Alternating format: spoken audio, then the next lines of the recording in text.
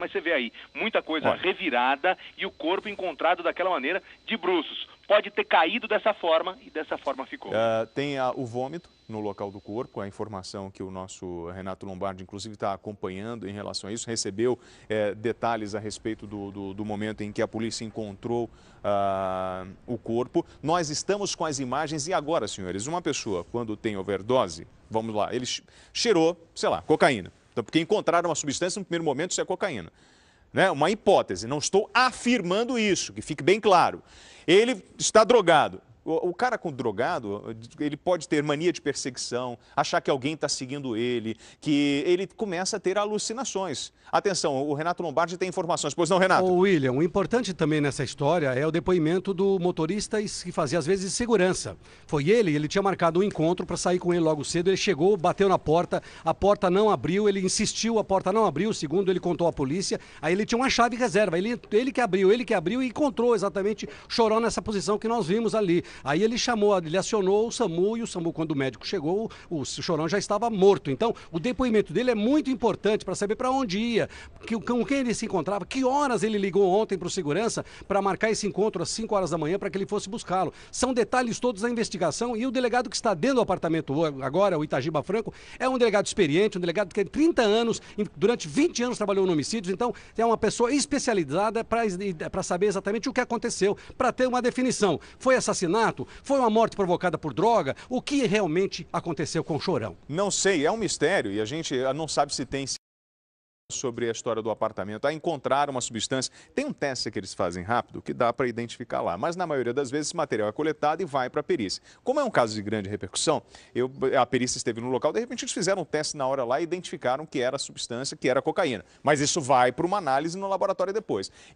Você que está chegando na tela da Record, nós temos novidades a respeito do caso do menino Chorão, vocalista do Charlie Brown Jr. Nós temos fotos exclusivas que foram tiradas agora de manhã e informações para você que está chegando agora na tela da Record. Que bom que você está aqui. O Renato Lombardi, a respeito dessa perícia, Renato.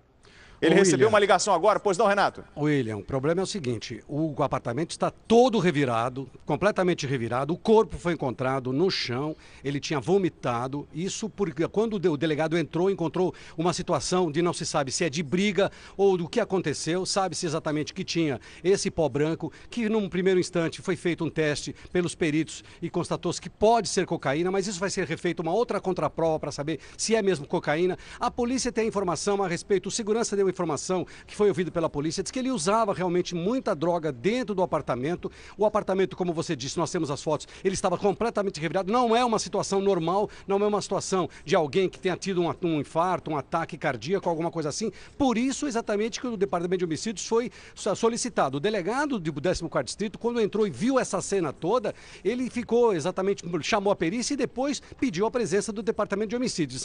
São detalhes que a morte, o inquérito foi instaurado por morte a esclarecer, não tem nada ainda definido para se saber se tinha alguém dentro do apartamento. O porteiro da noite vai ser ouvido para saber se ele chegou com alguém, se alguém frequentou o apartamento ou se ele estava sozinho. Essa é uma situação que a investigação vai dizer nas próximas horas, William. Nós estamos com as fotos do apartamento. Elas foram tiradas agora de manhã, eles estão preparando as fotos. Eu vou mostrar para os senhores o interior do apartamento. A Luísa está me chamando, tem novidades, pois não, Luísa? Oi, William, é isso mesmo, William, o que o Lombardi falou. A contraprova vai ser feita, mas inicialmente a primeira informação que temos e que foi passada pela perícia é que é cocaína. Agora, claro que vai haver uma contraprova. Vamos dar uma olhadinha na movimentação, William, lá dentro? Se aguarda agora que os familiares que estão lá em cima desçam para falar também sobre o assunto. A gente volta a qualquer momento, William. E aí, senhores, em relação a essa história do apartamento revirado, você tem algumas possibilidades. A primeiro, ele se drogou, se isso aconteceu, né? Se ele morreu de overdose, ele teve um surto antes porque estava drogado e começou a quebrar um apartamento. Isso pode ter acontecido? Sim. Agora, pode ter acontecido uma outra coisa? Tinha uma segunda pessoa com ele dentro do apartamento? Colim me chama, pois não, Colim? Respondido a partir do momento em que os médicos do Instituto de Criminalística começarem a fazer essas análises. Nesse primeiro momento, todas essas impressões são recolhidas. Agora, está aí no interior do apartamento. O delegado responsável do DHPP, que é o Departamento de Homicídios e Proteção à Pessoa, foi designado inclusive pela doutora Elizabeth Sato, que hoje comanda a divisão de homicídios, William. E nesse momento os peritos ainda continuam por lá. Embora haja a presença ali de familiares, nesse primeiro momento a coleta de informações vai ser de fundamental importância para que todas essas perguntas tenham as respostas. Tem o porteiro, que saía, o horário de saída dele 6 horas, né? Que estava lá no prédio. Prepara as fotos que eu quero mostrar aqui. Porque assim, se o apartamento estava todo revirado, ou ele teve um surto, quebrou tudo, não estou prejudicando ninguém, mas pode ter acontecido isso. Ou então houve uma luta dentro do apartamento, tinha uma outra pessoa, alguém ouviu, algum vizinho conseguiu ouvir alguma coisa em relação a essa... Porque se o apartamento está revirado, quem é que fez isso? Foi ele?